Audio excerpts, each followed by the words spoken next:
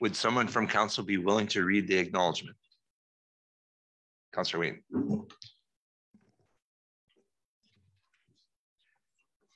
Today I acknowledge that the town of Bruderheim is located on Treaty 6 territory in the homeland of the Métis Nation of Alberta. The town of Bruderheim honors the first peoples of this land. We recognize that we stand upon land that carries the footsteps of Cree, Métis, and Blackfoot, amongst other nations who have been here for thousands of years. Therefore, the town of Bruderheim has an inherent responsibility to foster healthy relationships with First Peoples and further the calls to action as outlined by the Truth and Reconciliation Commission. Thank you, Councillor Wayne. So we'll call this meeting to order. It's 7 p.m. Is there any additions, deletions, or changes to the agenda? Nothing from admin, Mr. Mayor. Is there anything from council? Okay, I'd look for a motion to adopt the agenda as presented. Deputy Mayor. I make a motion that we adopt the agenda as presented. Thank you. Any comments, questions, or concerns with the motion to adopt the agenda? Haven't heard none. Call for a vote. Anyone opposed to the motion?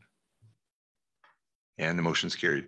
So we move on to delegations, proclamations, and we have 3 proclamations today that I'll endeavor to read now. The first one is National Day of Mourning Proclamation. April 28th, 2022, National Day of Mourning. Whereas the town of Bruderheim is committed to the Workers' Compensation Board, Alberta's vision of Albertans working a safe, healthy, and strong Alberta. And whereas a special day is not only a day to remember and honor those lives lost or injured due to a workplace tragedy, and whereas this is also a day to collectively renew our commitment to improve health and safety in the workplace and prevent further injuries, illness, and deaths, whereas this day will reinforce the importance of safe workplaces and provide Bruderheim residents with an opportunity to remember those individuals who have been killed, injured, or suffered illness due to workplace-related hazards and incidents. Therefore, I, Mayor Carl Hope, do hereby proclaim April 28th, 2022, Day of Mourning in the town of Bruderheim.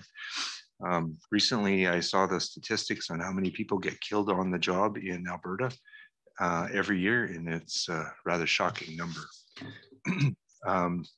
The next proclamation that I'll read is an Emergency Preparedness Week.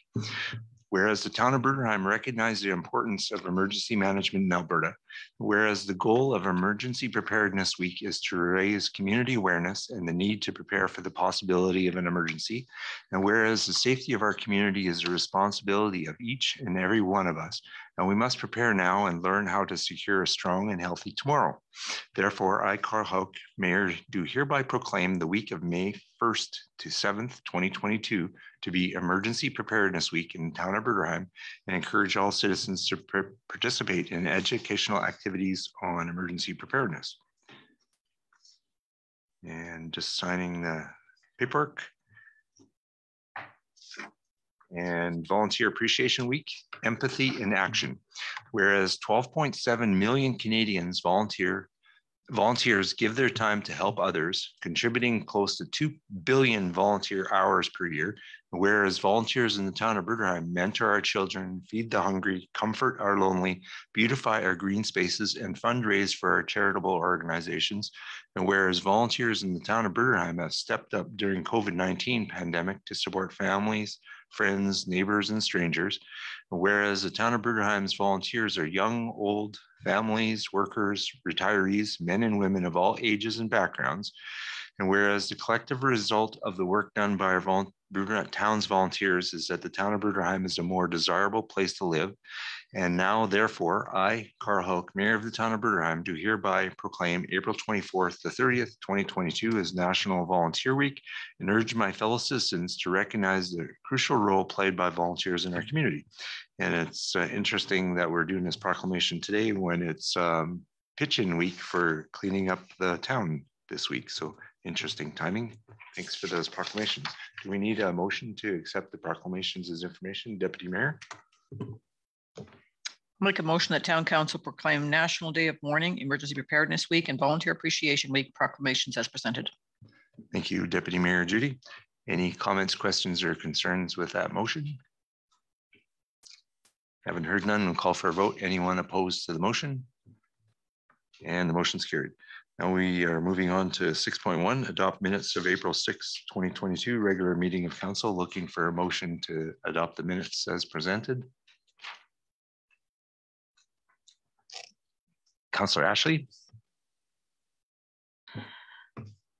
I make a motion to approve the minutes, adopt the minutes from the April 6, 2022 regular meeting of council. Thank you, Councillor Ashley. Any comments, questions, or concerns with that motion? Okay, haven't heard none. Call for a vote. Anyone opposed to the motion to adopt the minutes? And the motion's carried. Now we can move on to number 7, council priorities, information requests, and we'll start with Deputy Mayor Judy. I guess my only question is what I learned from my holidays, and I definitely needed them, was as a town, you really want to be open for business. So saying that, we're going to have a place someplace that we have public washrooms. I went into a whole little island and asked for public washrooms. And you know what I was told? We're closed for business. I ain't going back, needless to say. So that's one of my questions. Thanks. Mr. Mayor, through Deputy Mayor, that's actually a really good point. And part of our community park is to put a modernized public washroom in there. And so that will be our location next project after the playground. Thank you for that, Deputy Mayor. Anything else? Okay, Councillor Dana. Not today, thank you. Councillor Wayne. Just one thing. Now that it's warmed up, is it possible, or is there a time frame already for Shaw Cable to come back and put that line underground? It's still above ground throughout West Woodlands, and just wonder if we can get that addressed. Mr. Mayor, through Councillor Lecco, we'll try to get some timing, but as you know, Shaw is very vague. They say construction season, but we will call again and see where they're at, the schedule. Thank you. Thanks, Councillor Wayne. Councillor Ashley. Nothing for me. Councillor George. Nothing for me at this time. Okay, just to follow up to Deputy Mayor Judy's question, if we put permanent washrooms at, say, the campground or whatever location, how would we let folks know that are at the downtown area, for instance? If Mr. Mayor, we'd put up signage. They okay. actually have washroom traffic signs, okay. Public washrooms. Okay, thank you. Deputy Mayor. And just to follow up to that, what we found in that particular community, and as we traveled, is you really need your people that are your ambassadors for your community. And most of them turn out to be your businesses. Talk about what they have in town for you to do. And I think if anything, that's one of the things we learned too. We ended up at a hotel and this girl had everything that you wanted to do. She knew off the top of your head and how long it would take you and where it was and everything else. Where the next girl had no idea, right? So did we stay, like you enjoyed staying and communicating with people who communicated, and the one that told us like washrooms and the whole town was shut down. The council had honestly voted to close down their washrooms. Like it was just like, wow. You know, and now saying that that particular province had just lifted their mandate for COVID and opened up doors. So they were still doing scanning and all that kind of stuff, but just this whole thing with COVID had scared them that much. So I think it's important for our community and our businesses to know the different things that are happening in town and instruct people to go to those ways, because they are our ambassadors, whether we realize it or not. Totally agree. Thank you. I have a couple of ones that I wanted to inquire about.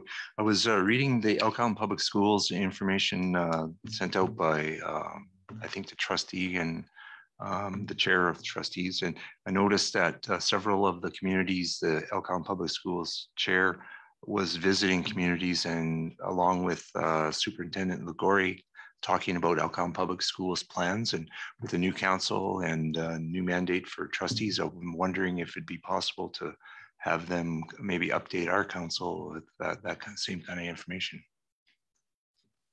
Mr. Mayor, I know that Mrs. Cote had been talking to them about that. I think they were talking fall, was it? Yeah. Yeah, it was fall, Mr. Mayor, they were talking about. Okay, thank you. Any other information requests before we move on to program requests?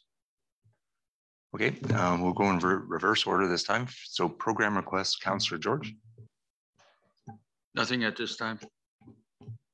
Thank you. Councillor Ashley. Nothing at this time. Thank you. Councillor Wayne.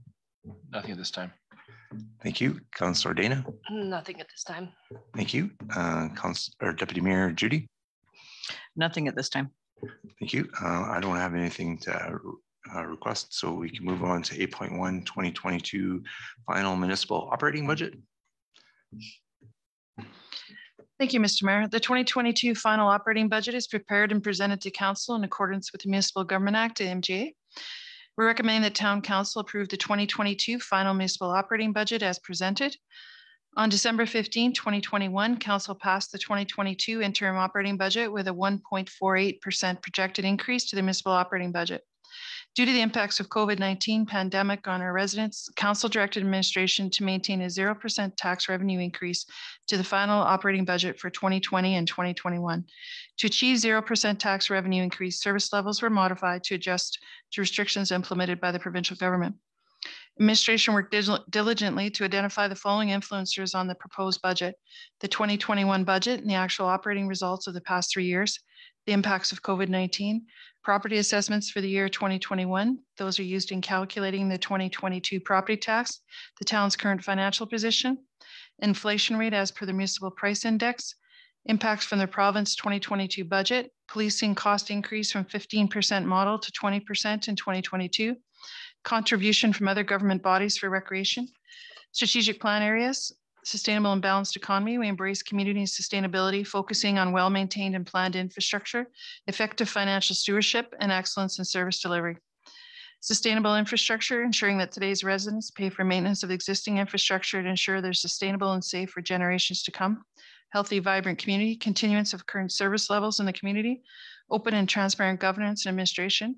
The community is educated on responsibilities and limitations of council and administration. Policy, legislative and legal, MGA RSA 2000, Chapter M26, Section 242 to 246 and 283.1. In summary, it's a proposed 2022 final operating budget. Taxation revenue will increase $33,610 compared with the 2021 taxation revenue. The 2022 final operating budget is prepared with an effective increase of 3.7%. The operating budget is balanced and shows totals of $3,567,037, excluding amortization for both revenues and expenses. The average residential market change assessment out of July 2021 increased by 8.2% over 2020. The overall assessment increased by 9.4% with growth. The increase in assessment with the 3.7% recommended final budget increase results in the average residential property value at $227,100, realizing an increase in municipal taxes of $30.97 per year. The following changes were made to the interim budget. In general administration, we updated assessments. We removed the reserve transfer to offset impact to taxes by $15,000. Updated school and seniors foundation requisition amounts to actual, reduced admin wages with the reduction in municipal clerk hours from 1950 to 1200 by $19,595, reduced admin building maintenance from 12,000 to 8,000, correction to benefits to maximum CPP and EI and updated WCB rate increase, increased insurance premiums to new rates, increase admin supplies to purchase 4 new computers by $4,000, increased tax-free rebate per updated assessment from $26,414 to $40,088. Emergency services, increased fire hall building maintenance by $3,000. Roads, removed transfer from reserves for wheeled road loader repayment of $10,000. Increased budget for snow removal from $10,000 to $30,000. Reduced road supplies from $38,000 to $28,000. Reduced debt services repayment from $76,485 to $66,988. Reduced contracted services from $15,500 to $10,000. In parks, we increased campground revenue to align with the 2021 revenue by $5,000.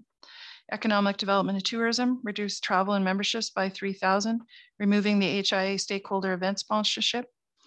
Arena, increased building maintenance, includes refrigeration by $5,000. programming, increase revenue and expense by $5,000 to include donation from ATB for a new float.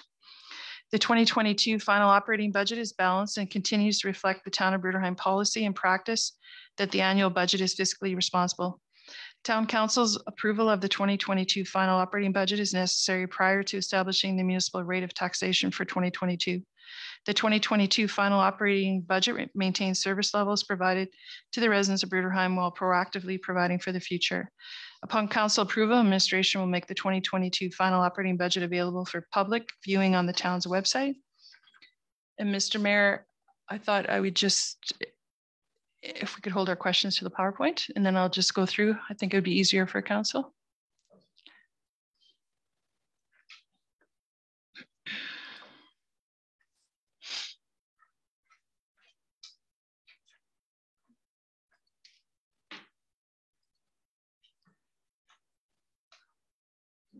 So, Mr. Mayor, we'd like to present the town of Bruderheim final operating budget 2022. What does it mean to town to be financially sustainable? We believe it's our ability to manage our finances in such a way that meets existing and future spending commitments, while at the same time ensuring that the future generations of taxpayers will not face an unmanageable tax burden for services provided today. Influencers on the final 2022 operating budget, the 2020-21 budget, and the actual operating results of the past 3 years. Property assessments for the year 2021, the town's current financial position, inflation, impacts from the province's 2022 budget, policing cost increase from 15 to 20% 2022, and contribution from other government bodies for recreation. Just as a reminder, our priorities through our strategic plan is sustainable and balanced economy, sustainable and safe infrastructure, a healthy, vibrant community, open and transparent governance.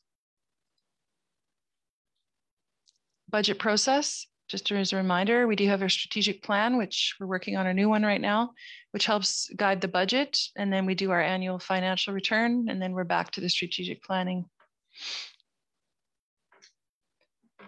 Municipalities are in the quality of life business, providing value for taxes, rates, fees, and charges. Hundreds of critical and quality of life services are delivered each day or supported by capital assets. Just as an example, the average 2021 assessment of $227,100. So the average person is paying about $180 a month for municipal property taxes. And for those services, they get urban and rural infrastructure, winter and summer maintenance, ag services, capital construction, transportation planning, traffic safety, parks and open spaces, recreation facilities, family and individual support services, RCMP and enforcement services, and emergency services. And in comparison to other services, the average household pays about $1,000 a month for transportation. Groceries, they're still saying $459. I would guess that's up a tad. Recreation, $332 a month. Clothing and accessories, $286. Healthcare, $215. Restaurants, $216. Communications, $200. Alcohol and tobacco products, about $125. So we'll just go on now to the final operating budget. So I went over this in the, in the report for council. So I guess I'll just go through these. And if anybody has any questions, updated assessments, we didn't have those last fall. So of course we did those now. Remove the reserve transfer to offset impact taxes by $15,000. Mayor Carl asked that question and I replied that our balance is at $2,000 with that $15,000. So we thought it would be best to try to find that $15,000 somewhere else in the budget. Question, if council were to decide to bring that back, would there be an ability to move it from a different reserve to bring that back up so we could do that?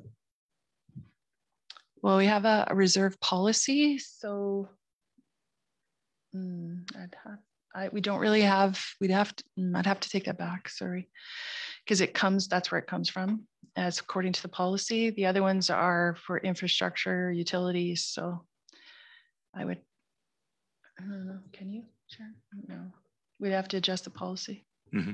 Yeah, but council does have the ability to do that if Absolutely. council chose to. Absolutely. Okay. Yep. Yeah. Thanks. The reason I was bringing that up is with all of the increases that our residents are seeing from food, like you alluded to, gas prices, energy prices for electrical, and the changes that were made in the water and sewer last year from the town. First of all, I'd like to say is 3.7% to maintain or to improve the services that we have is low. Like, from my perspective, if our community wants to be sustainable for the long term, at some point we're going to have to really look at how we're going to manage to maintain or improve services in the future. Some of the services are a reduction in this budget, and I'm not criticizing the job that our administration and CAO has done. I think you're doing a remarkable job with as best we can during this time. I know that our CAO Patty has mentioned before in the last council meeting, I think that she's still seeing residents struggling, even though we're supposed to be past the 2022 or 2021 COVID crisis. There's still folks that are struggling in our community. So that's why I was bringing that up about what we can do to help folks. I'm realizing in the back of our mind that there could be some larger increases coming in the future if we want to maintain the services or improve the services for our community. It's a difficult budget.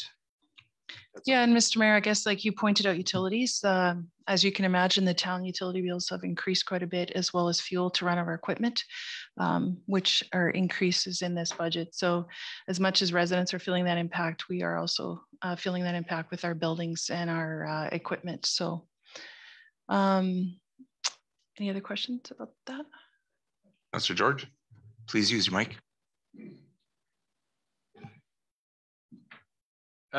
Putting $15,000 towards tax deferral, what would that mean in dollars and cents approximately per residential house tax base or percentage wise? So it'll be a reduction in about $10,000 in the operating budget. Approximately, you'd have to run the numbers first. So there's 600 in some houses. So yeah, that'd be too much actually. $2. So that is no real benefit. So it's best to leave it in reserves. Well, the goal is to keep our reserves at a healthy level. And the last 2 years to get it to 0%, we've been transferring out of that stabilization reserve. And now it's definitely at a critical space where we need to start building it up again. Again, then totally up to council. That's just typically in the past, you've stated that anything over and above $10,000 is about a 1% tax increase. So 15,000 should be about 1.5% approximately. The reserve transfers are a little different. Like it depends how it rolls out through the, but yeah, on a cautious side, I would say 10,000. On a high side, 15, right? Like, thank you. I just don't want to overstate it. It depends how it runs through the. Thank you. Councillor Ashley. Will residents still be able to go in that payment plan like we had in years past, paying their taxes?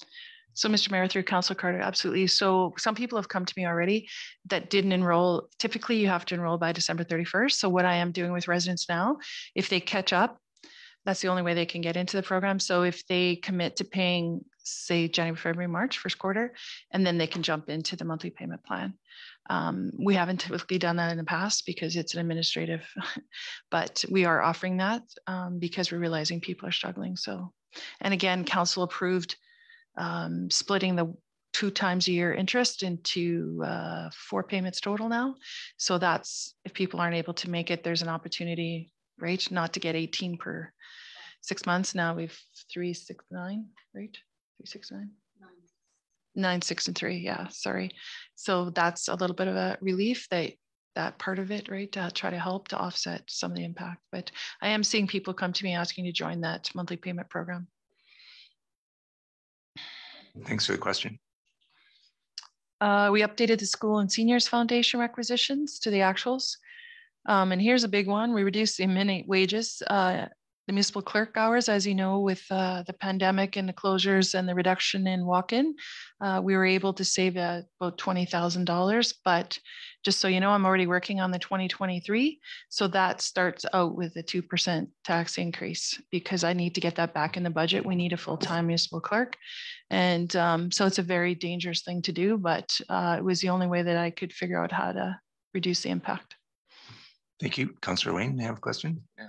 Does that include the posting for a new position? Is that inclusive in this? Is that the one that we have posted right now? Yeah, it's temporary. So yeah, so we went the first quarter with nobody. So we won't have anybody starting until May. So we project that we can save, and then I won't be able to have anybody for November, December this year to make that $20,000 cut. That's, I guess when you're taking cuts to staffing, that's where I have an issue, because it's you guys are pulling your hair out as it is, and I think we need to look at that and make sure that we have proper staffing in place throughout the year, not just part-time as you can permit, but I think we need to look at that and make sure that we have proper staffing and allow you to make that judgment and call as to what you need to make sure we have enough people both in public works and in administrative side. So, Mr. Mayor, through Councillor Lecco, I talked to the directors and we feel comfortable that we can make it through this year with that reduction. And then again, like I said, for 2023, we'll be starting with a 2%. I got to find somewhere. But there's some good things on the horizon. Some people coming off tax-free for free. And, you know, the assessments are looking good. And we'll be finally, like the RCMP has been jumping about 25,000 a year. So every year I got to increase the budget by 2.5% to account for that. So once we get to the maximum amount, then we don't have to increase budget anymore. So we have one more bump, right? So once we get to the maximum of 76,000, I think it is about, we have one more bump and then we don't have to increase the budget anymore, right? So it's just a matter of getting through the next few years. And yeah, we definitely going to be advertising for a full-time person starting, but honestly, talk to all the directors, everybody's comfortable. And we still are watching to see the return to office. We still have casual hours in there if I need to bring somebody in more, but we're not seeing, a lot of people went online with COVID and got very comfortable paying their bills that way and doing things. So we're not seeing the walk-in traffic. So we're still monitoring the numbers coming in, because that is the biggest disruption in the office, is the walk-in and the phone calls where we really need help. And so as long as we see that as manageable, the reason we're advertising right now is because of vacation coming, right? We have staff that will be taking vacation. So I just want council to feel comfortable that we've really thought this through, and we're comfortable that we'll be okay until 2023. We'll get it back in. I just want council to know that that is going back in. And does that seem with public works that are comfortable with where they're at? Like, yeah, we still have one vacant position there. And the reason we couldn't fill it is, as you know, one of our staff was on modified duties.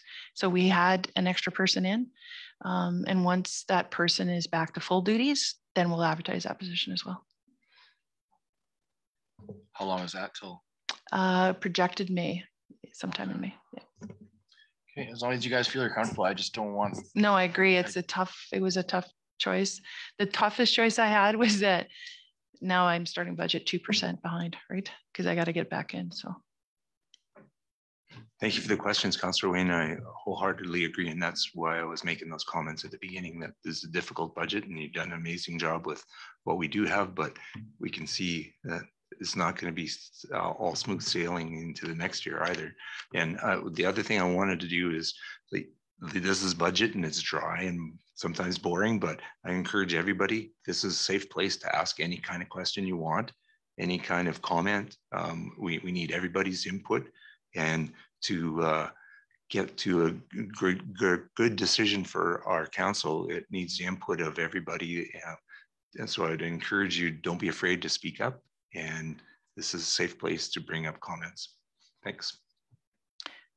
The building maintenance, we feel comfortable that we can hold off the HVAC for upgrades, scheduled upgrades. It's functioning fine. We did a check and a maintenance check, and we believe we can make it through for another year. Those replacements are just scheduled replacements, so we think we can hold off another year. There's nothing to indicate that it's going to go on us. It's just good practice. Of course, CPP and EI, those come from the government. Insurance premiums went up, as you can imagine. We're no different than anybody else. Oops, sorry. Patty, on the Min building repairs that were done, everything's copacetic there. It's all good now. Yeah, the only thing we have left to do is the library window. So we have that still in the budget. We'll be replacing that window. And other than that, just minor things. Okay, thank you. Administration, we have to get 4 new computers. The ones we have didn't even handle the recent Windows upgrade. We were hoping to hold off 1 more year, but we all had trouble at the same time. We couldn't figure out why. And once we got them analyzed, we realized that they're too small to even handle the upgrade. So those that's a must-have in today's world. Deputy Mayor. And that's all they're going to cost you is $4 grand? Yeah, so we'll just be upgrading the CP unit. We don't have to upgrade the monitors or anything like that. So we it's about $800 for the unit. And we already have all the licenses, they transfer on, right? So it's just upgrading the capacity of the CPU. Okay, good. The processor.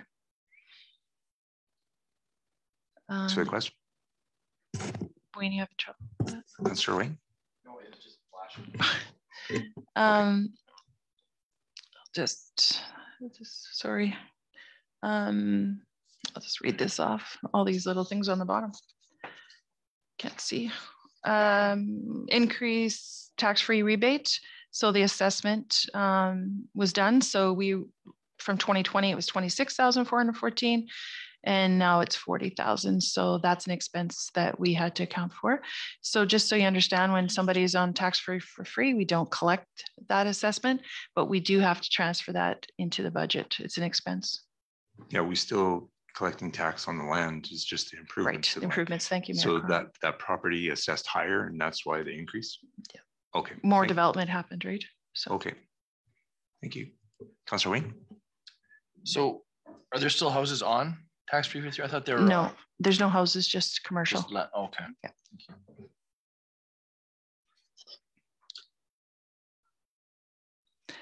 Emergency services. We have some more maintenance to do here at the fire halls, so we've increased that by 3,000. Roads, of course, we've already paid that out, so that didn't have an impact to budget because that came from reserves anyways. So that was we took the 30,000 from reserves, and so budget for snow, as you know, we were already at 13,000 from the winter, so we've increased that to 30,000, which we would like to see that remain. And I was talking about the reserve policy. I would like to see the surplus every year go into a reserve. And so if we happened, in a couple of years, we've had we didn't need snow removal, and then the money just rolls into surplus, I would like to see us roll that money into a reserve for climatic events. So it could be wind, rain, snow. And so that if we have extra every year, we put that into reserves for unforeseen climatic happenings, right? So that'll be coming to council here in June. Councillor Wayne has a question. Just to go back to emergency services, it says increased by $3,000. Is that total for emergency services? No, we just increased it by 3,000 to the building maintenance. Oh, okay. So, okay. Yeah. Thank you. So the cost of everything has gone up. Paint, as you know, shingles, like HVAC, like everything. So the quotes that we've typically gone by for guesstimates are a little bit out of whack right now. So. Yeah, the only reason I was asking, because on here it says over 7,500 on the actual budget itself. Oh, probably. Is that including something else? Probably, yeah.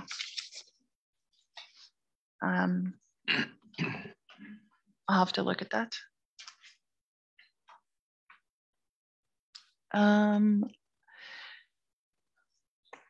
Okay, reduced road supplies from 38,000 to 28,000. So what would that entail, the road supplies? Gravel? Yes, gravel, slurry seal. So I think we reduced the gravel. Is that right, Mr. Thomas? And Mr. Mayor, so that's actually, that decrease was, what I see here is the street, we removed the street furniture. on mine. So that was it. We didn't touch the gravel because, as you all know, we need to gravel some of our rural roads. But this was from what I got here, and what we worked out was the street furniture. We took that off. Thank you for that. So is that a reduction in service then? Yeah, No. No. So years ago when I first started, there was a mandate to do the Main Street beautification. So we put money in for beautification, which is, it's not just street furniture, it's other things uptown like signage.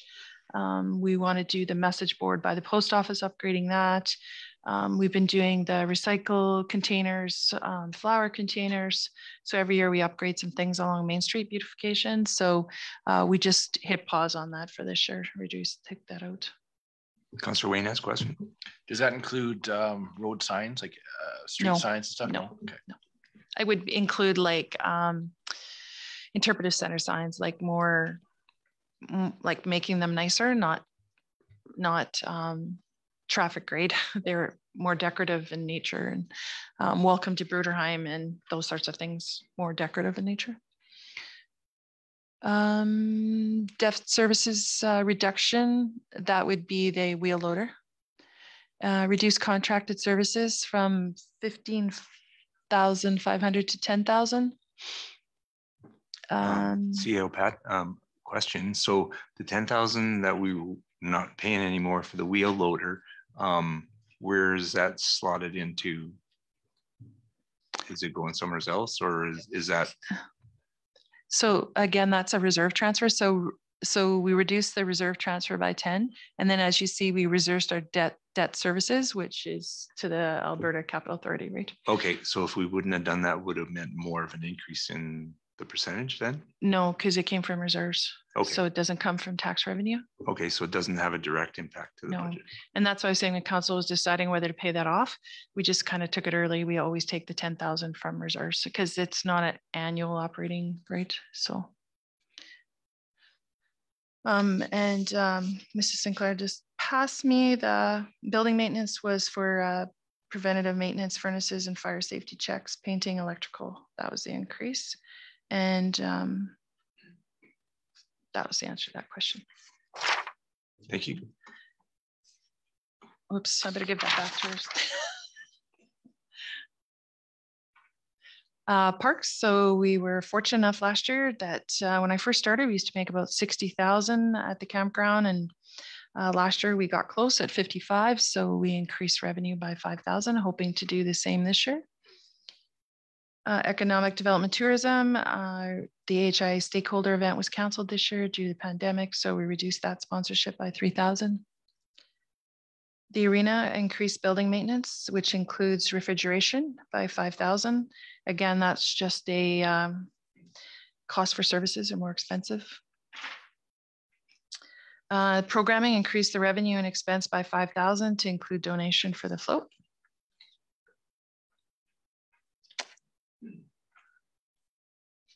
So this is all our revenue with those adjustments. That's grouping everything together from all of the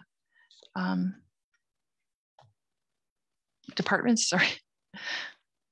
And the expenses, not a lot of change actually when you look at it from 2021.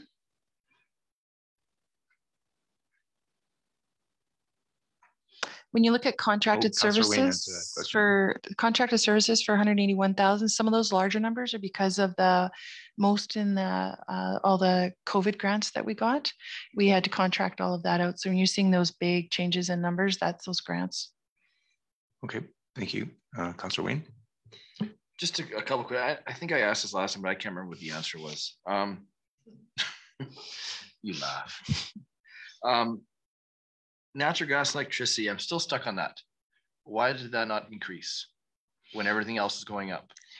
Well, it did go up for electricity, but not gas. We actually negotiated that rate for 5 years, was it?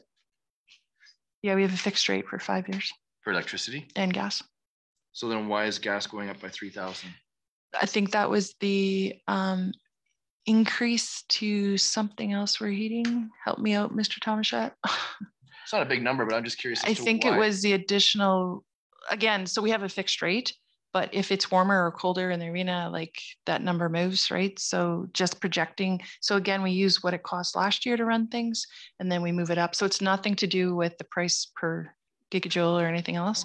It's about using last year's numbers and seeing where we're over, where we're under. And we use a 3-year average of how many watts and gigajoules we use. And then again, it's just a crystal ball guess. We were over last year. So on the amount of usage, it was a cold winter. Things cost more. So, right. That's basically what it is. The rate's fixed for 5 years. So could have kept the ice in longer. Yeah, I know. So Mr. Mayor, through the Councillor Electo, if I may, I think I just want to just broaden Patty's answer there.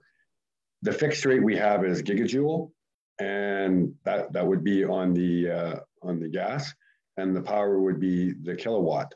That's a fixed number. Those numbers can float. We don't have like a fixed number every month. Like it's $3,000 a month for the arena. It floats based on how many kilowatts and or gigajoules we use, but it's a fixed rate. So rather than when you see your utility bills, those kilowatts and gigajoules will float if you're not on a contract where we are. So it is a fixed rate. And what Patty was alluding to for the extra cost in the gas would be the extra costs in the arena due to climate conditions, right? So we just put that in there because we were a little high last year.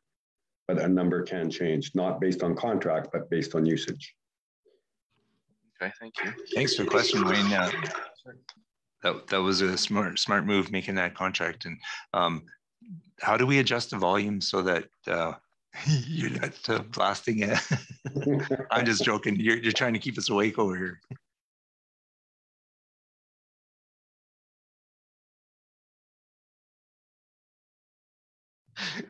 So sorry to derail that, but keep on going there, Pat. Sorry, I just have one more thing. Councillor Wayne has another question. Are we going to be doing anything for the RCMP requisition, or are we going to have a separate bill in the future for this, or is it just going to work into the budget as it is now? Yeah, right now it's in the operating budget, and we're taking about half from reserves. And I mean, eventually we need to fund it from tax dollars, right? So it'll be an annual operating requisition like everything else we get. So can we, I guess just doesn't be tomorrow, but in the next little while, like after this is done, can we come up with something to say how much it would be kind of per household, and kind of just to see if it's a $100 bill or if it's a $500 bill? Is it something we can do separately and just collect as a one-time fee and have done with it, so that it's not included in this? Does that make sense, or is that worthwhile doing? We couldn't collect it as a one-time fee. You can't do a separate requisition or anything? Not for RCMP, not unless the detachment was actually in our community.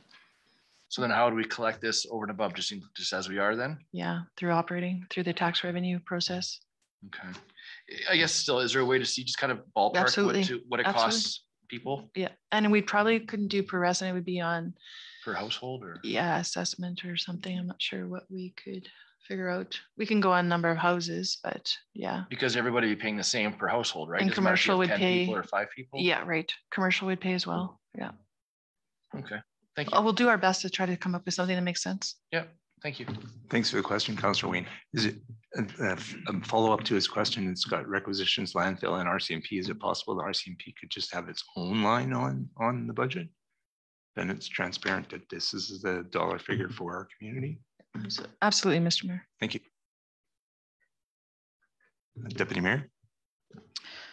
I know there was always a question, and I'll ask it just because Len's not here tonight. I'm thinking of him. Is there going to be a separate line on our taxes? Let's say RCMP, just for identification? Mr. Mayor, through Councillor or Deputy Mayor Schuler, no. Is it because we're not asking per household? We're just paying it out of the operating? Mr. Mayor, through Deputy Mayor, that's correct. Okay, thank you. Thank you for the question. Any other questions, or are we okay to move on? Looks like we're okay to move on.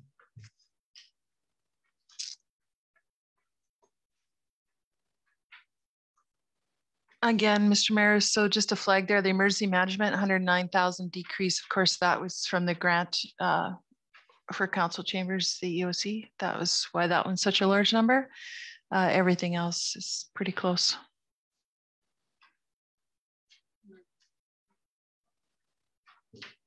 Go ahead, Councillor Dana. Oh, it's okay. It's all right to ask a question. So, Mr. Mayor, yeah, through Councillor Jacobs, that was a grant that we received to do these upgrades. That's why that number is quite large.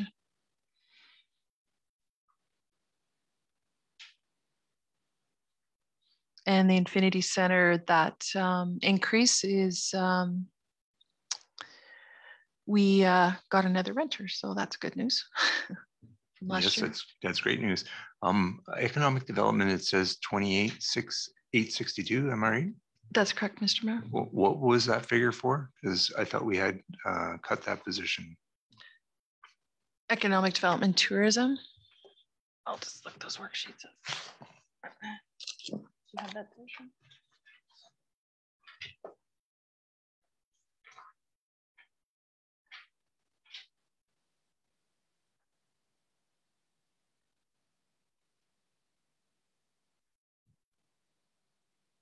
Part of it is wages, Mr. Mayor.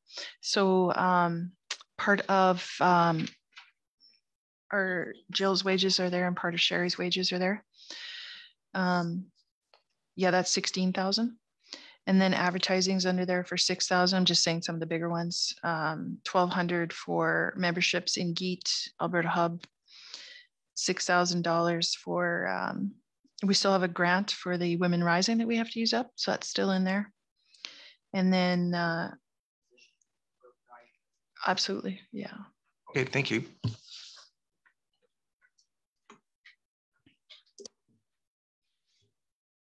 So going forward next year, that number will probably be less than. Mr. Mayor, that's correct. That Women Rising grant will be used up for sure.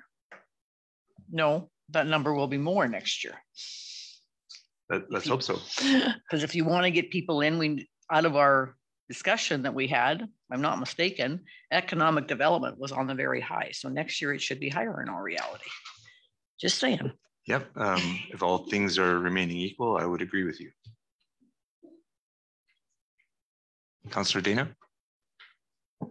For the parks, going from the 50 to the 57, hold on, sorry. I need a ruler for this. From 39 to 59? What is that? Is that like just playground parks and stuff like that? Or what kind of parks? Or are those like Queen's Park, or are they talking about like playgrounds and stuff like that? So part of that is the campground. And so we increased that by 5. And then I have to look with the rest.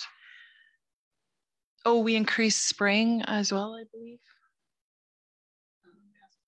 Yeah, pest and weed control. Yeah, and we'd already approved that in the interim budget. We didn't change it in the final. So pest and weed control was quite a bit more last year than previous years. Yeah. Yeah, and the campground's under there by 5 increase too.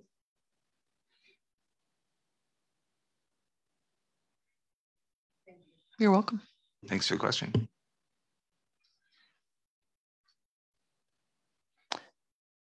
So just a little scan of where we've been. And so you can see that the tax rate increase compared to inflation, pretty much on par as we move through 2017, 2018, 2019, and then 2020, 2021 with the 0%. We didn't keep up to inflation. Oh, sorry. Did you want to back Dana up? has another question. Sorry. I may have zoned out, but did we do the revenue one, or did I miss that, or was I? Here we go. That one? Sure. Do you have a question? Just the, sorry, I may have, but like the other revenue on that one. What was that for again? Sorry, the way bottom one from 20 to 6,000. Donations is under there. What else is there? She's looking at the other revenue.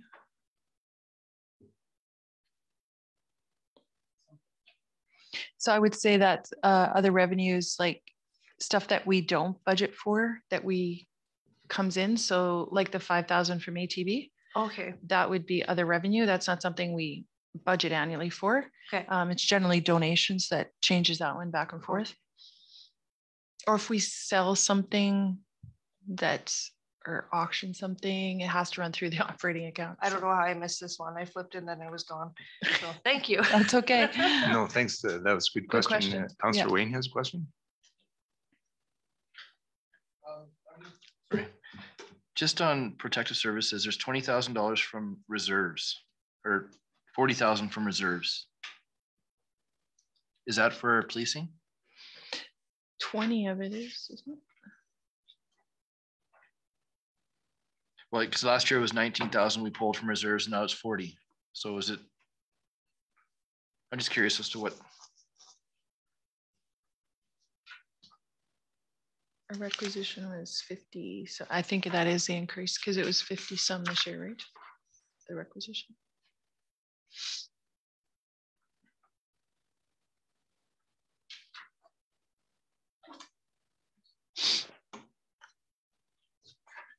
And I guess for next year's budget, can we try and do this without pulling from reserves? Can we? Absolutely. So Mr. Mayor, through Councillor Lecco, if you notice reserve transfer here, that's on here somewhere, transfer to reserve. We're trying to increase. So we're actually transferring 200,000 to reserves this year. Okay. So even though there's from and to, it's the different reserves. So yeah, that's definitely my goal, is to reduce the amount of transfers out for sure. So we're funding about $20,000 annually for the RCMP requisition. So again, some things will be changing in our financials that we should be able to start taking more from the operating budget. Because it's come down significantly from years previous. Yeah, it So has. it's Yeah. going in the right direction. I just want Yeah, I know, absolutely. We were doing great till we got that one. So yeah, definitely. And next year it'll be 76,000 for the RCMP requisition, I believe. So if we can hold at 40, that would be my goal, that we transfer from reserves. And then like, I'm hoping over 5 years, we can get it so it's completely funded by taxes. And there's no way to do any type of requisition at all from residents or for how there's nothing. No. It's just got to be okay. Yeah, it's an operating cost. It's not a capital cost. Thank you. Thanks for the question, Councillor Wayne. Years past, the one CAO, he had a tool that he put on the screen and showed the budget where it was, and then put through all of our wants on there, and it was like a 20% tax increase. So then you could whittle it down to, and so next year could be an interesting one with all of the things that we think we Whittled. need. So that should be interesting.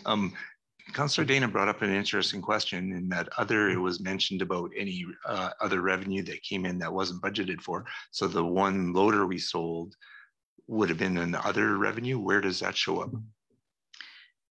I think that was a council motion. I went right. It was the loader that we traded in went against the cost. So that was a council motion that wouldn't have showed up in the operating. It wasn't directly sold. Okay, so it doesn't reflect in here then. It would be reflected in the price of that. The loader, right? Yeah. Absolutely. Okay. Which was a separate council motion. Yep, and that was a capital expense. Right. Yep. Yeah. Okay, thank you. Sir George, did you have your hand up? No. Okay.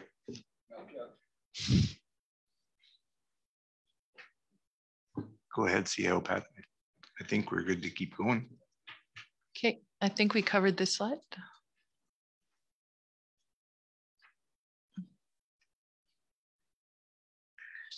So yeah, we're just back to talking about inflation, that sooner or later, yeah, if you're not keeping up with inflation, as we know, we run our households, it's the same problem.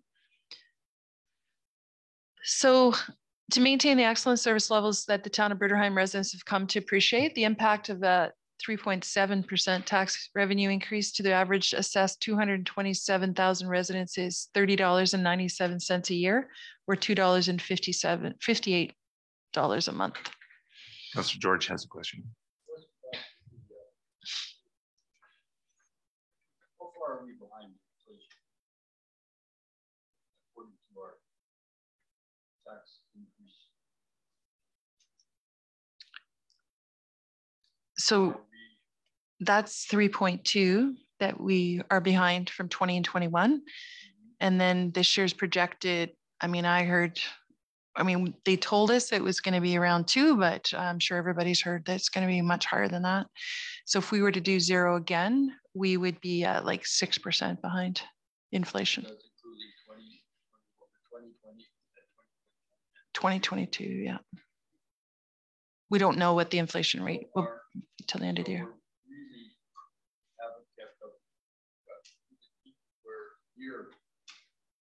So we're proposing 3.7, which would be close to covering 2020 and 2021. Maybe we'll get lucky, it'll be 0 this year. Thanks for the question, Councillor George. Again, that's the kind of the same angle as what I was saying at the beginning. When you're trying to hold the line with service levels and you're not improving, you're falling behind, and to do the catch up is difficult, and it's another make do budget. And no disrespect, but it is very difficult to try to manage to make it through this year, and hopefully next year be a better one. But I could see some good discussions about the budget next year on based against needs and wants. So thank you. So again, the average person that has the average assessment in Bruderheim is 227,000. So the average resident would pay an extra $2.58 a month, which also includes our commercial and acreage. Just a question on that. So that talks more to the residential. How does that impact businesses? It would be the same because they pay the same. Okay, depending on their assessment, right? Right, absolutely. So if it's higher, actually what's interesting when we ran, I have a slide further on, when we ran some of the numbers, again, it's not as easy as just saying, it depends on a lot of factors, your area, the assessment, what it was last year, what the increase compared to the overall increase. It's not as easy as just saying that if your assessment went up more, that yours will go up more. You'll see later on that that's not always the case. Some of our businesses will actually see a reduction. So. Okay. Yeah, and again, when we say 3.7% tax increase, that's an average tax increase? Tax revenue increase. So that means the budget went up by 3.7 compared to last year. Okay. So for folks for their tax increase, so we put a number there. Right. Yeah. Okay. So for a $227,000 resident, that would not be a 3.7% increase. Absolutely not. Right. Thank you. Just wanted to clarify that. Deputy Mayor? Just a question on the ones that we annexed. Their taxes are frozen for 20 years or 10 years? 20, and unless they change the use or ownership. Okay, sounds good. Thanks. And they're tied to Lamont County's rate. That's correct. Not necessarily our rate. Now, I don't know if they're increasing their rate or not. We haven't heard from them, Mr. Mayor, yet. So. Thank you. So just some comparisons. So we took some houses throughout our community. So in Old Town, and last year they would have paid $854 in the municipal portion. This does not include the education or seniors housing requisition. And this year they'll pay $867. In Brookside, a house paid $2135, and this year they'll pay $2166. In Sunset, this is kind of interesting. 1,991 last year and 1,099 or 94 this year. So only a $3 difference. So it's basically how the percentage you're away from the average, right? So there's a little bit more complicated than just in West Woodlands, would have paid this house that we pulled $3,239 in municipal taxes. And this year they'll pay $3,311. And there you see the commercial property that we pulled. Last year they paid $5,889, and this year they pay $5,701. Right, thank you. On those residents average, those are homes without a garage? Mr. Mayor, we just pulled houses that were close to our mean average, like the 227,000. Okay, thank you.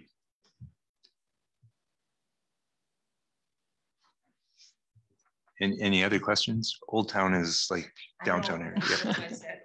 Yep. And just some interest for how we're doing regionally. Looking at our regional neighbors to look at their approved tax revenue increase in order to maintain their service levels. Gibbons did a 4.9, Redwater 4.55, Strathcona County 3.11, Fort Saskatchewan 2.78, and Sturgeon County 1.8. Yeah, thank you. That's all larger communities. How is Lamont looking, the town? Do we know? All the small communities haven't set theirs yet. That's the problem. They all do budget right now. Okay, I was just wondering. So the larger communities do them in the fall, right? Set their rates. So it's the only thing we have to compare to, except for Gibbons and Redwater are a little bit bigger than us, but close.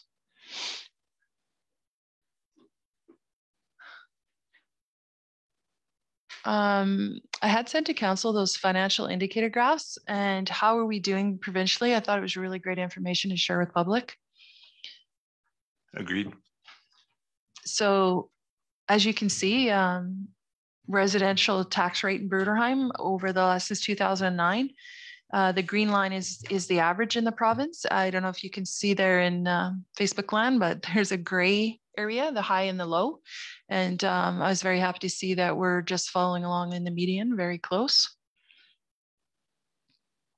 This is user fees. As you can see, we're actually below, which is one thing that we're going to be addressing here in when we bring fees and charges back in May. We'll get ourselves up to the median. But again, very close to the provincial average. Contracted services, I know this has come up in council per capita, so per person, what we're paying for contracted services. Again, we're right on median, very close to municipalities similar in size to us.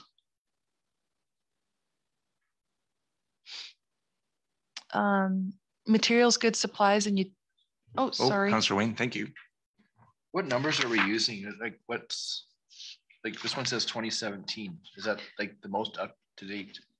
Which one are you looking at? This one one's right there, actually. 2020. It says 2017 year in the box. Right. It says max contracted or max. Oh, in general service per capita minimum.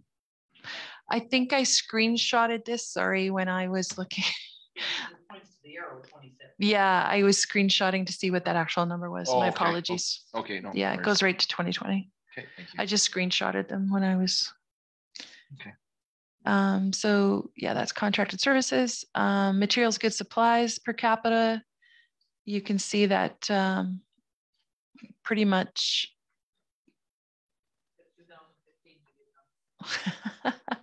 Yeah, again, that will be if we did a lot of capital work, you'll see the operating go down because we don't do a lot of maintenance, right? So that's where you'll see the spikes every couple of years that we did some major infrastructure upgrades. Equalized non-residential, so that's businesses. So we're kind of right on medium. Question, have we heard what Elkhorn Public Schools and requisitions? Yeah. Yes. They're pretty close, right, to last year's rates? Yeah, pretty close. And the school fund or the Lamont Housing Foundation? That one went up, yep. Yeah, okay. Which again would be, I'm sure, for cost to run the facilities, right? Same thing. Salaries, wages, and benefits per capita. So you can see we're right on where everybody else is in the province. So that's good news. Franchise fees. So you can see we're below the provincial average for franchise fees.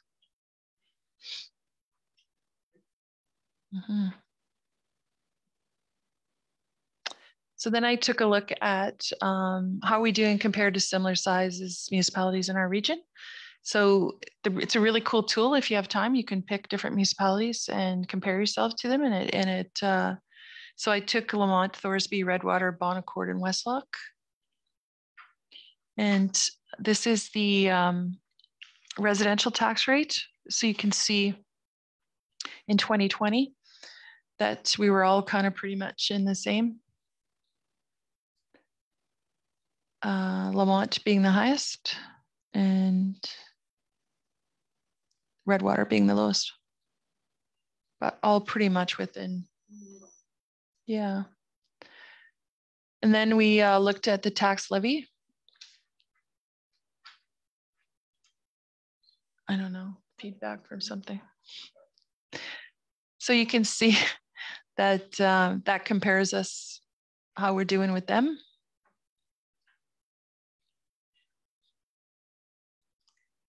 Debt per capita. We're definitely not the highest. So that's per person, right? Yeah. Based on 2020 population? 2020, yeah. 2021 financial graphs will be available once we all get our financial reports in. So that shows you everybody's debt load.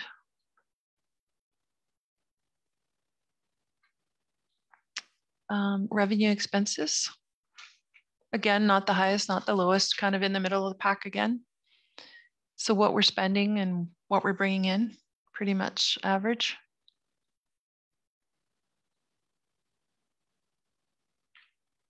Our assessments. Pat, on that chart for, I think it's that one, yeah. It says good comparators or poor comparators. Is that meaning they're not in our wheelhouse for size, or what does that mean? Same makeup. So there's a whole bunch of factors. I actually looked that up. So geographic space, how much commercial versus residential, how close you are to cities. There's a whole bunch of factors there that tells you whether that's a good or bad. Okay. So do we have access to this, or only you have access? No, to I this? sent that link to all of council. Yeah. There you go. You want to compare it with any town you want? You can go online. Yeah, it's an amazing tool. It's fantastic. So cool. That's what our tax fellow Phil had alluded to. Yeah, and so actually when I looked into it, they've actually discontinued those graphs that they used to do, and now they have this live tool for all like anybody just can go on. And actually Phil wasn't aware of it, and they just started it at the end of 2020, and so this is brand new to the province. So Deputy Mayor. So I ran into somebody in my business, and he told me about this thing actually. And he was comparing our taxes when he moved to town and what we compared to other places, and our taxes were lower. And that was one of the reasons he moved. So yeah, he was telling me about this tool he used online, and I just listened because I wasn't sure what he was talking about, but this must be what he was using. Yeah, it's fantastic. Excuse me, did you say taxes were lower in Bruderheim?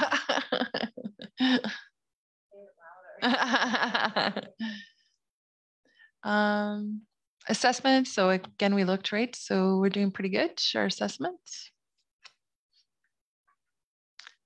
So just to recap, administration is recommending a 3.7% tax revenue increase. The 2022 budget achieves the objectives of delivering balanced and fiscally responsible operating budgets that reflect the programs and services required to meet current resident, business, and industry needs, commitment to safety, support the maintenance of our capital investments, and aligns to council's strategic priorities, and retains fiscal sustainability both short and long term. Just some future budget dates for council. Remember, May 4th, we'll bring the forecasted 5-year capital plan, the forecasted 3-year operating plan, the 2022 tax rate bylaw, second and third readings, and the 2021 year-end surplus allocation.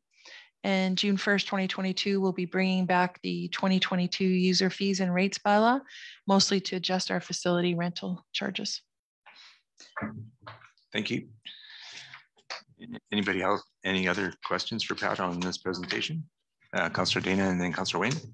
So ours is at, you're requesting 3.7, and then I went back and I looked at the tax increase for the other, and like, so Fort Saskatchewan's bigger and theirs is only 2.78, but then like Gibbons and Redwater, they're at the 4.9 and 4.5, which like they're bigger than us and we're smaller than them. So I think that that's not bad if you're looking at that comparison on it.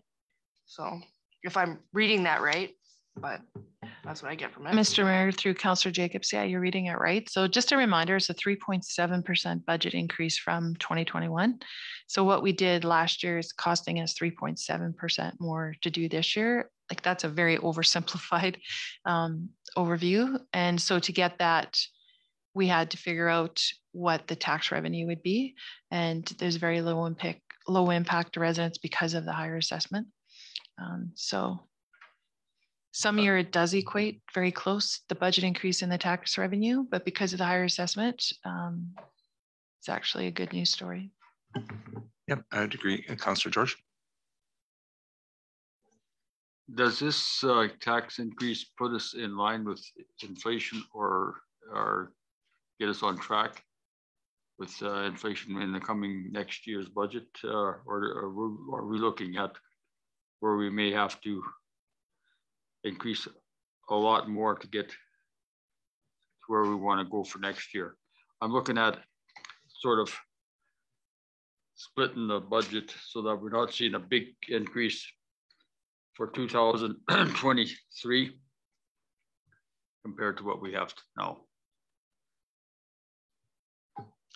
Mr. Mayor, I'm comfortable that we'll be able to, we will be suggesting a budget increase obviously for 2023, but I don't anticipate it to be anything. Yeah, I don't see it being at 7 or 8 or anything like that. We will work really hard to, again, I do see some things on the horizon that will assist us, and let's pray for no snow and lots of great things. But no, I don't. I think this is a reasonable request and the lowest impact that we can figure out without reducing service levels. Councillor George, I'd just like to remind that CAO Patty did mention during her presentation that the budget that she's looking at for next year already includes a 2% tax increase. That's what it's looking like it's going to be starting at. And one thing I wanted to mention, Councillor Dana, you were looking at the comparisons. Things to think about are larger communities like Fort Saskatchewan gets about 50% of their taxes from industry and business. Is impossible for us to accurately compare against them. They're always going to be lower. Same with Strathcona County.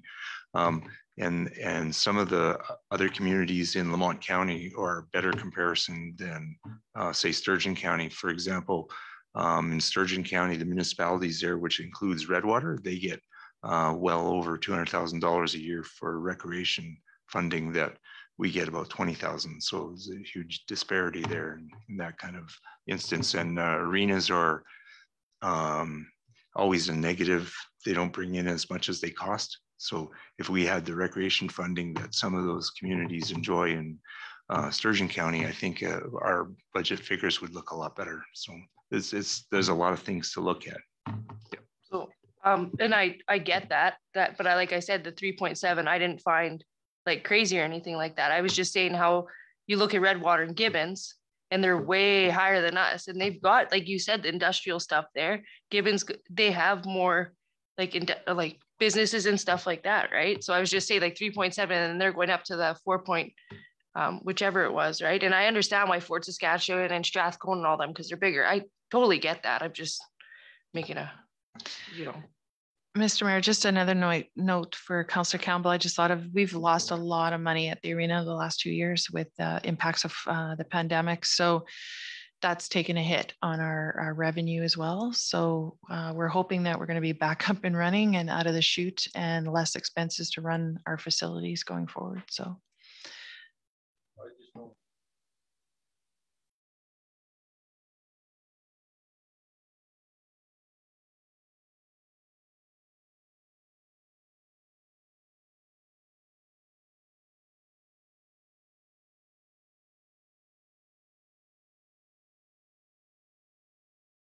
Yeah, totally agree, Councillor George. Things to think about for next year also is for, like Councillor Wayne has talked about, for manpower, for our administration who are overworked.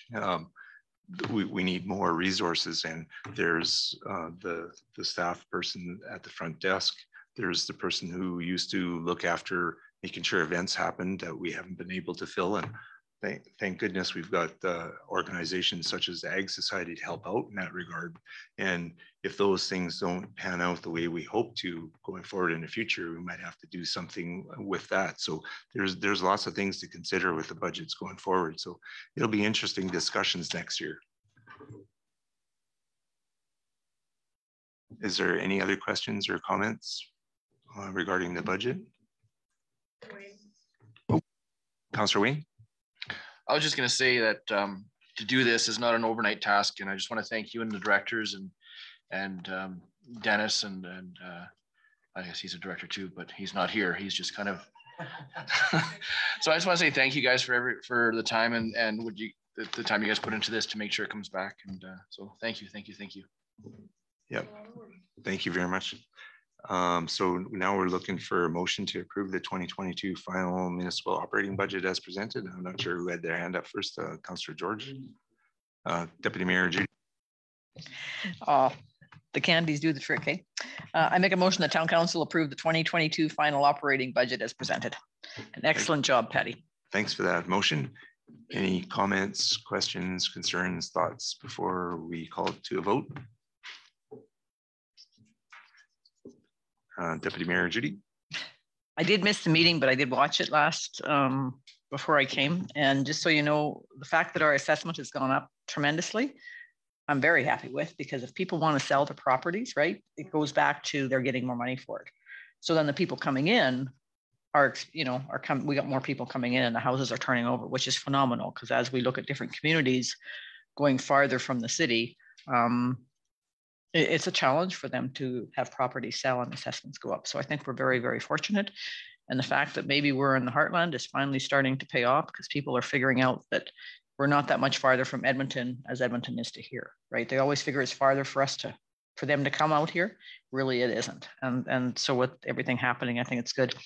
And so I enjoyed that. And the budget from last year, how it was presented, thank you very much. I enjoyed that as well, online as well. Thank you, Deputy Mayor Judy. Any other comments, thoughts, suggestions? Councillor Ashley? With this 3.7% increase, people have to realize for the last 2 years, we've been sitting at 0%. So at some time you have to pay, you can't just go for nothing. They had to expect an increase. We can't run this town for free. So, I mean, it sucks to increase anything, but it was coming. 3.7, it could have been a lot worse. So thank you guys. Thank you, Councillor Ashley. Councillor George. As with everything that we do, it costs. And if we want the services and the quality of life that a community delivers, that community needs the funds to do it. I think our CAO and her department, along with our Public Works department, have did a very good job of putting this budget together. I don't feel that there is a big strain on our community as far as the increase. And I hope everybody has realized what it costs to run our town through the presentation of this budget. Thank you ever so much. Thank you for those comments, Councillor George. Anybody else? Comments, thoughts? I just wanted to say that thanks to administration and CAO Patty for delivering a tough budget in a difficult year. And also wanted to remind that if administration is finding that the amount of resources required to do the work that's necessary is still under what is meeting and it's straining the administration and Public Works too much, so please come back to council and things can be adjusted, right? Okay, thank you. So if there's no other comments, questions, or concerns, we'll call for a vote. Anyone opposed to the motion? And the motion's carried. Thank you. Great discussions. Now we move on to 8.2, borrowing bylaw 04-2022. Oh, before we do that, Councillor Dana wants to make a motion. Can I motion a quick comfort break? Yeah, any thoughts, questions, concerns with that motion? And all in favor? None opposed? Motion's carried. So we're recessed for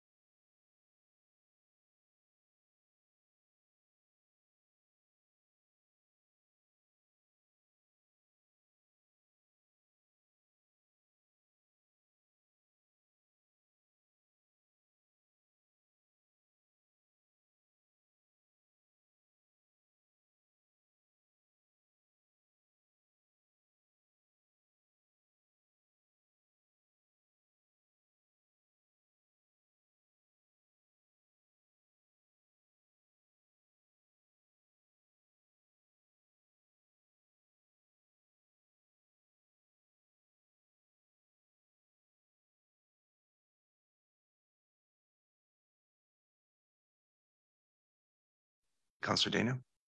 I motion we go back into the public session. Thank you for that motion. Any thoughts, questions, concerns with that motion?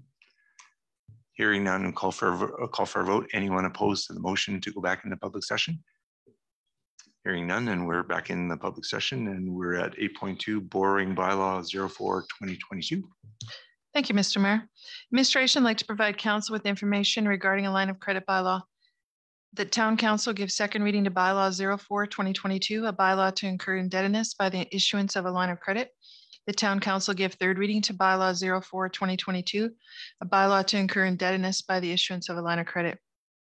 On November 3rd, 2021, council passed bylaw 09/2021 to, excuse me, to incur indebtedness by the issuance of a line of credit with ATB Financial for the 2021 year. Town Council gave first reading to bylaw 04/2022, a bylaw to incur indebtedness by the issuance of a line of credit on April 6, 2022. Sustainable strategic plan areas, planning for unbudgeted emergent expenses, and a community is educated on responsibilities and limitation of council and administration.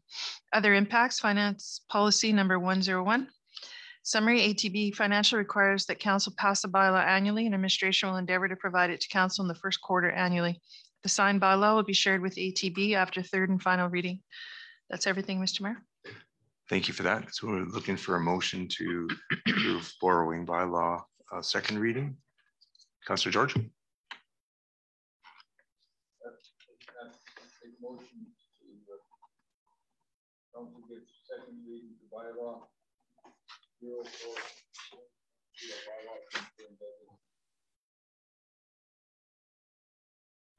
Thank you for that, Councillor George. Any comments, questions, or concerns from council? Councillor Wayne. Just a general question.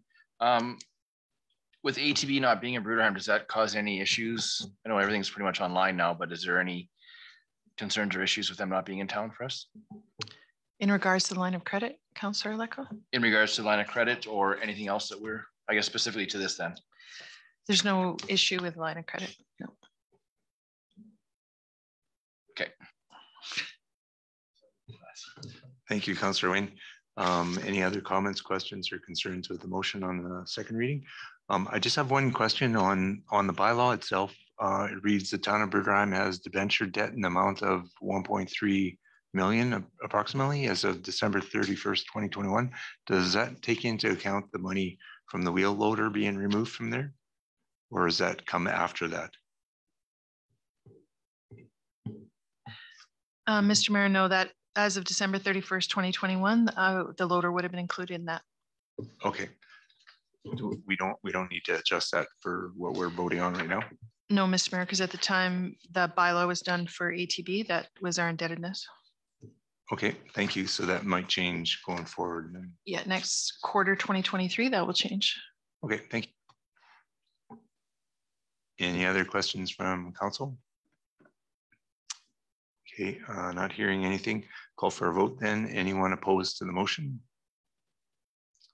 And the motion's carried. So we can move on to a motion for the third reading of this bylaw. Would someone from council be willing to make a motion for the third reading, the borrowing bylaw? Councillor Wayne. The town council give third reading to bylaw 04/2022, a bylaw to incur indebtedness by the issuance of a line of credit. Thank you, Councillor Wayne. Any comments, questions, or concerns with the third reading of this bylaw? Pretty straightforward. So not hearing any more questions or comments, we'll call for a vote. Anyone opposed to the motion for the third reading of the borrowing bylaw? And the motion's carried. So we can move on to 8.3 Metro Kaelin Library Board audited financial statements. Thank you, Mr. Mayor. Administration would like to present the Town of Bruderheim Community Library Board Statement of Receipts and Disbursements as presented to Council in accordance with the Municipal Government Act and the Libraries Act. The Town Council approved the Town of Bruderheim Community Library Board Statement of Receipts and Disbursement for the year ended December 31st, 2021. The Town of Bruderheim contacts Council history. The Town of Bruderheim contracts Metrics Group, LLP, Chartered Professional Accountants as a firm to complete their annual audit. At the time of reviewing the financial information for the Town of Bruderheim, they also complete the audit for the Bruderheim Community Library Board year-end financial documents as set out in the Libraries Act. A sustainable and balanced economy. We embrace community sustainability, focusing on providing services to our residents, Bruderheim and surrounding area. The Bruderheim Community Library Board provides one of these services. A healthy, vibrant community, continuance of current library services levels in the community. Other impacts, Libraries Act, RSA 2000, Chapter L11, Section 9. The Town of Bruderheim Community Library Board annual audit is completed by Metrics Group LLP, Chartered Professional Accountants, as approved by Council as the Town of Bruderheim Financial Reviewer of Financial Information, as per Section 9 or 12.7 of the Libraries Act, which is specific to the financial reporting for the Town of Bruderheim Community Library Board annual audit. Upon Council approval, administration will provide the Town of Bruderheim Community Library Board with a letter stating the Council resolution, which approved the Town of Bruderheim Community Library Board Statement of Receipts and Disbursements for the year ended December 31st, 2021, for inclusion in their year-end documentation submission as set out in the Library Act. We've attached the Bruderheim Community Library Board Statement of Receipts and Disbursements. Thanks for that, CAO Patty. So we're looking for a motion from Council to approve the Town of Bruderheim Community Library Statement. Deputy Mayor Judy. I make a motion that Town Council approve the Town of Bruderheim Community Library Board Statement of Receipts and Disbursements for the year ending December 31st, 2021. Thanks for that motion. Any comments, questions, or concerns? Councillor Dana has her hand up. Is just in regards to the library, are they planning on doing any more like having a little more events this year or anything? Has there been any word on that? I think Councillor Ashley is our representative, so I'll let Councillor Ashley answer that. They're looking at hiring a part-time employee, and this employee will be running like a kids program, kids reading program into the summertime. And they'll be using different kits and different things within that program for entertainment, recreation as well. Does that answer your question? Yes, thank you. I would like to see the town and library join a little, like maybe do something together to get the library out in the community. Just a suggestion, you know, we have a nice, beautiful library there. We should get more involved with the community. So just a suggestion, that's all. Thank you for that inquiry. Definitely agree with you that the library is a great resource, and there's a dedicated group of volunteers that run the library board. To see them more vibrant in the community would be a great thing. Yeah, absolutely. Thank you. Any other comments, questions, or concerns with the motion on the library board? Financial statements? Not seeing anything, so we'll call for a vote. Anyone opposed to the motion? And the motion's carried. Now we can move on to 8.4 tax rate bylaw 05-22. Thank you, Mr. Mayor. Administration would like to give first reading to a bylaw that will authorize the 2022 tax rate structure in order to levy the property taxes necessary to cover budget and the requisition requirements. That bylaw 05-2022, a bylaw to authorize the 2022 tax rates for the town of Bruderheim, be given first reading. In 2018, the town of Bruderheim incorporated a minimum tax of 500 and 100 for annexed land pursuant to the 2022 Lamont County tax rate bylaw. On December 15, 2021, Council approved the 2022 interim operating budget of $3.56 million with revenues matching expenses, which include a 1.48% operating budget increase.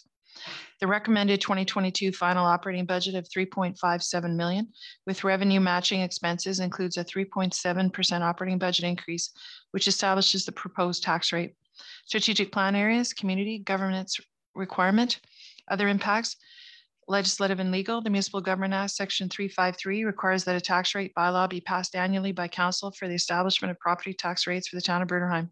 The tax rate bylaw is required to authorize tax rates that are necessary to generate property tax revenues required to support municipal programs and services pursuant to the approved budget, provincial and school board education requisitions, and other requisitions. Summary. The 2022 tax rates being recommended are contained within bylaw 05-2022. Pursuant to the approval of the town's 2021 municipal final operating budgets, the following information and analysis were prepared in order to further enhance the basis for recommendations. Comparisons of mill rates, assessments, and tax with similar sized municipalities. The tax rate equals revenue requirements divided by total taxable assessment. Tax rates are a calculated number dependent on budget and requisition requirements and the total taxable assessment. Property taxes are not a fee for service, but a way of distributing the costs for local government services and programs fairly throughout a municipality. Municipal property taxes of $1,460,865 are required for municipal operations. Alberta Municipal Affairs has submitted the 2020 school fund requisition in the amount of $396,100.45. Lamont County Housing Foundation has submitted the 2022 municipal seniors housing requisition in the amount of $59,685, which we've attached.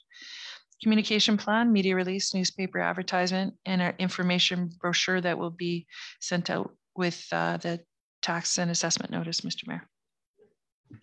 Thank you for that information, and looking for a motion from council to authorize the 2022 tax rate. Councillor Ashley. To give first reading to a bylaw that will authorize the 2022 tax rate structure in order to levy the property taxes necessary to cover the budget and requisition requirements. Thank you for that, Councillor Ashley. Any comments, questions, or concerns from council with this motion? Just a couple of thoughts.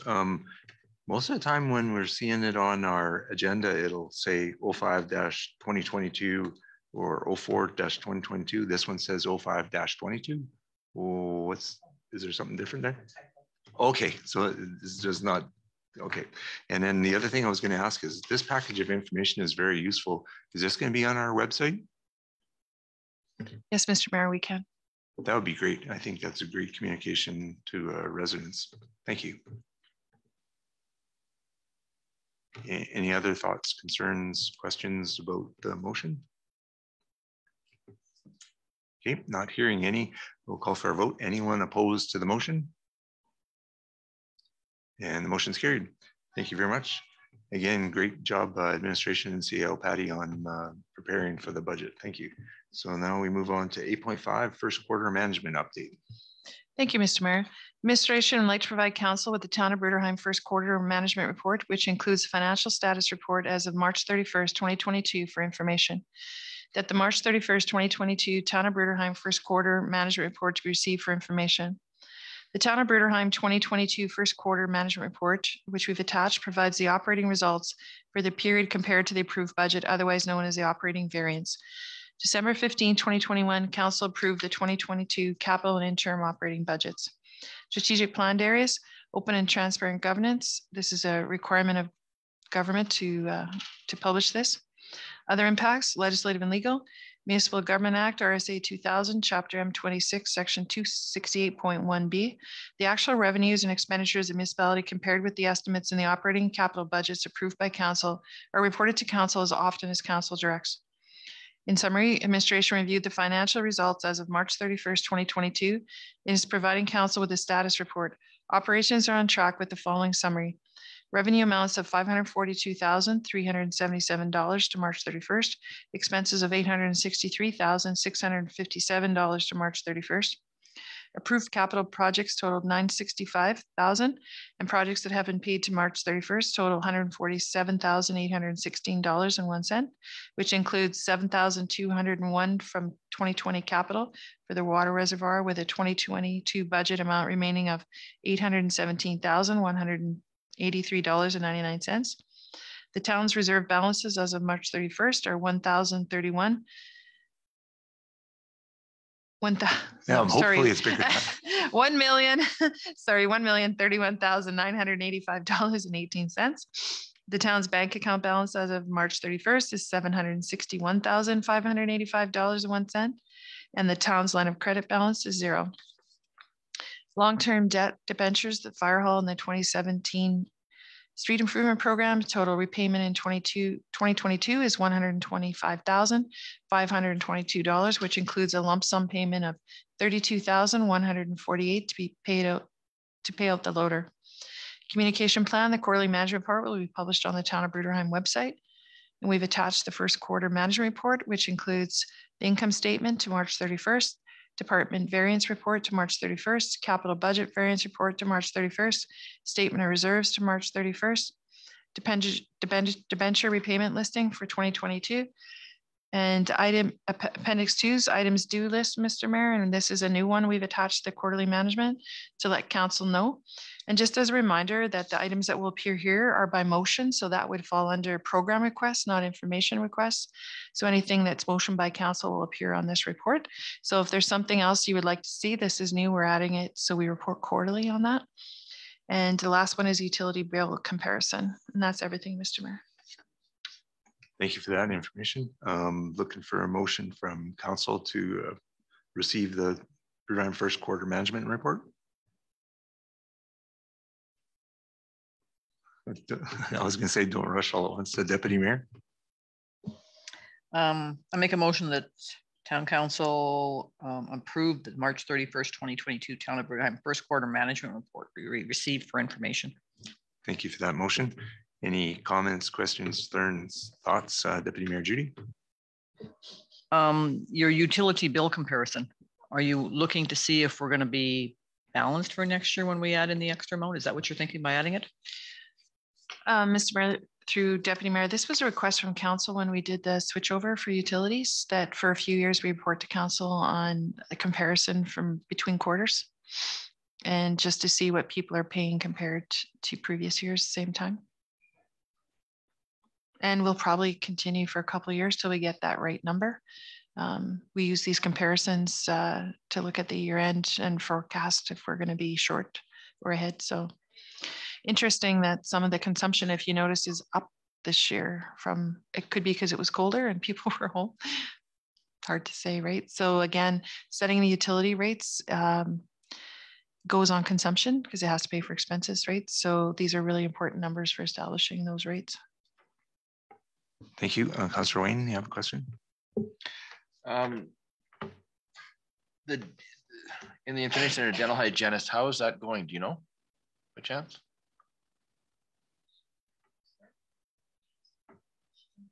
Yeah, awesome. Perfect. Thank you. The question was, how is our hygienist doing? And she's doing well at the Infinity Center. I have firsthand knowledge of having attended her business and getting a service done on my teeth by her, and she's top rate. Thank you. Awesome. Any other comments, questions, or concerns with this information? Councillor Wayne? I don't know if this is the right place to ask a question in regards to another statement that's on here. Okay. Discussions with ATB, alternate service delivery. They mentioned they're going to be coming out to support the seniors a bit. Have they been doing that? Are they going to be doing that? Is there anything else that they're going to be doing to support what was lost? Mr. Mayor, through Councillor Lecco, they are committed to coming out Thursdays. We have had a few concerns that they weren't there, so we are following up with them. There's a little A-frame sign they put out when they're there on Thursdays, and you can phone and make appointments, but we just have to do a better job of communicating that and getting that. So residents can call and make appointments, and they'll be here on Thursday. So maybe they're not getting appointments. That's why they didn't show up last Thursday. I'm not sure. Is that just for seniors or anybody? Oh, anybody. Because absolutely. I know nothing about like where is it at? It's at the Suite 6 Hotel. And they were supposed to put out all of the advertising for that. So we will be putting quite a bit in our newsletter this month about it. Thank you. Thanks, Councillor Wayne. And Councillor Dana has a question. If you send me the information on that, I could put a poster together to share on social media. Because that is how word gets out, even for our local residents. Mr. Mayor, through Councillor Jacobs, we just have to confirm that they will be there. So yeah, we're working with them, and I know that the machine's up and running and there hasn't been any issues, and we are doing deposits through there, and everybody's adjusting. We have seen more people come to the town office to pay their utility bills now that used to pay at the bank. So. Councillor Wayne has the second part of that question then, is that going to put I guess more work on you guys in the office then going forward? Well, I was a really nice boss and I bought admin a new debit machine, so it works all the time now. And so it used to take 6 or 7 tries. So yeah, all kidding aside, we are monitoring walk-ins. So, and what times. And one thing I'm looking at is, do we need all our staff there all the time? right? So is there peaks, right, and valleys that we can maybe alternate start and end times? So that documentation that we're tracking is really important, and we'll continue to track that and see if the increases. So yeah, again, with the pandemic and everything, it's really hard to tell. We are down at least 50% walk-ins pre-pandemic right now. And will people return? We're not sure. Thank you for the question, Councillor Wayne. Any other questions? I had one question. Just have to move the information back up to where it was. So the section, where was I finding that question? I think may have lost my question here. Just let me scroll through this information. It came to me while you were going through the information, and I was waiting to ask that question. So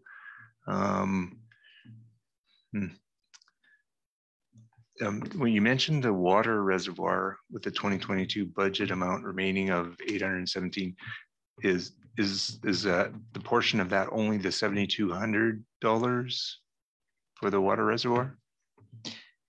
So, Mr. Mayor, that's for the water reservoir study, the grant funding, which is accounted for in the capital budget. Okay, so that's just with the remaining from that study. So there was a little bit left over, basically. Right. Yeah. Okay, thank you.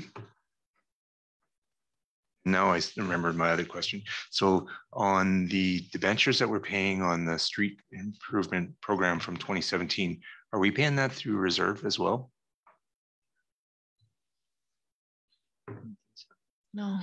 No, Mr. Mayor, we're funding that through the operations budget. Through tax revenue. The question on the wheel loader brought that to mind is because you were saying I believe the wheel loader is the only one that we were funding through the equipment reserve.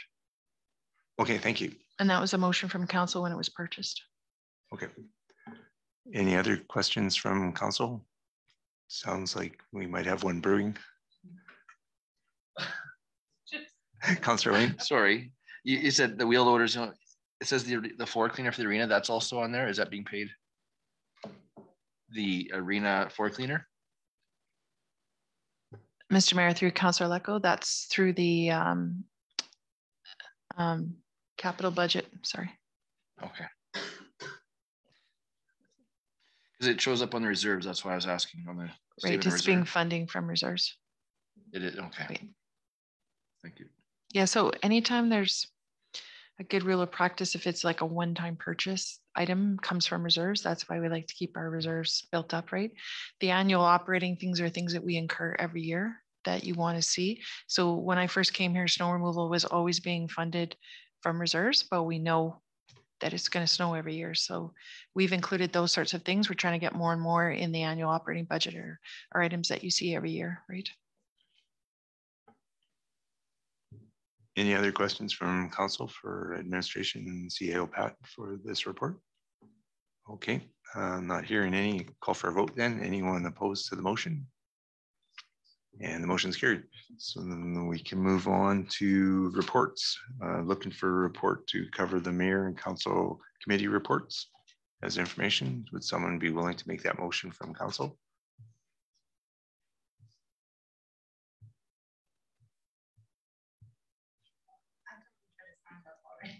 Oh, Councillor Wayne. The town council received the mayor and council committee reports as information. Thank you, Councillor Wayne. Any comments, questions, or concerns with that motion? Not hearing any, we'll call for a vote. Anyone opposed to the motion to receive the mayor and council committee reports as information? And the motion is carried. Now we move on to 9.2, Chief Administrative Officer report.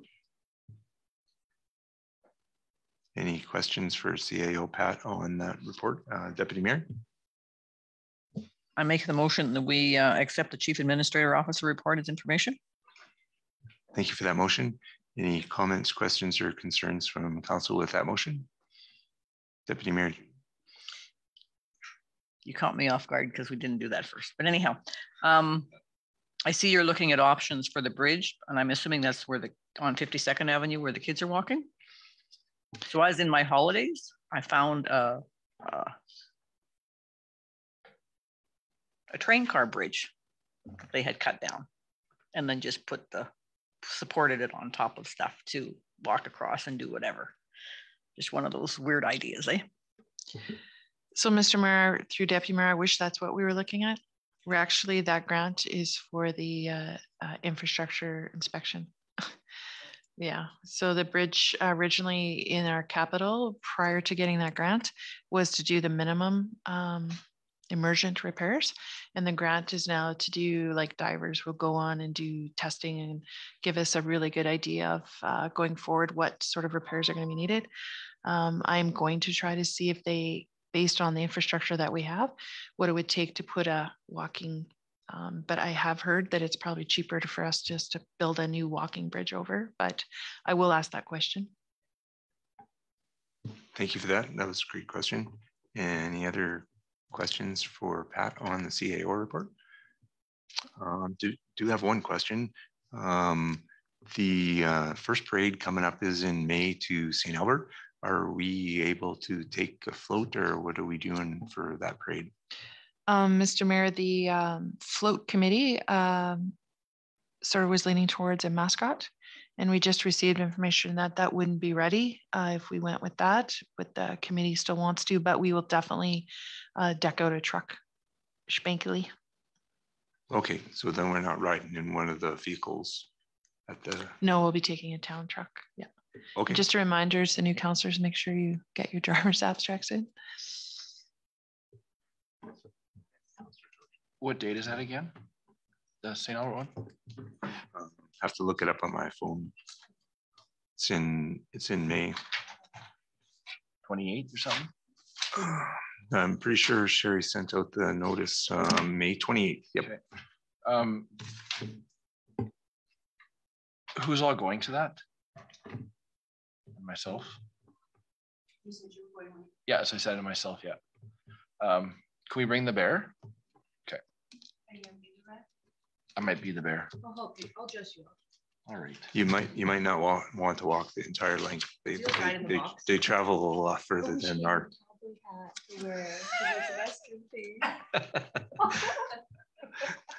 Okay, thank you. It's good to know about what we're doing for the float, that we're going to be having a mascot. Thank you. That just was breaking news today. So. Okay, thank you. Any other questions for CAO Pat on her report? Okay, having heard none, we'll call for a vote. Anyone opposed to the motion to accept the CAO report as information? And the motion is carried. So now we can move on to correspondence and information items. Looking for a motion to accept the information on the correspondence and information items. Councilor Ashley. That Town Council accept the listing of correspondence and information items for the period of April 1st, 2022 to April 15th, 2022 as information. Thank you, Councilor Ashley. Any comments, questions, or concerns with that motion from council? Haven't heard none, we'll call for a vote. Anyone opposed to the motion? And the motion's carried. So now we need a motion, because we have a closed session. I need a motion to go out of the public session. Councilor Wayne. I make a motion to go to public session. Thank you for that motion. Anyone opposed to the motion? And the motion's carried. And then we will need a motion to go into the closed session. Councilor Ashley. I motion that we go into closed session. Thank you for that motion. Anyone opposed to the motion to go into closed session? And the motion's carried. So we're now in the closed session. Does anyone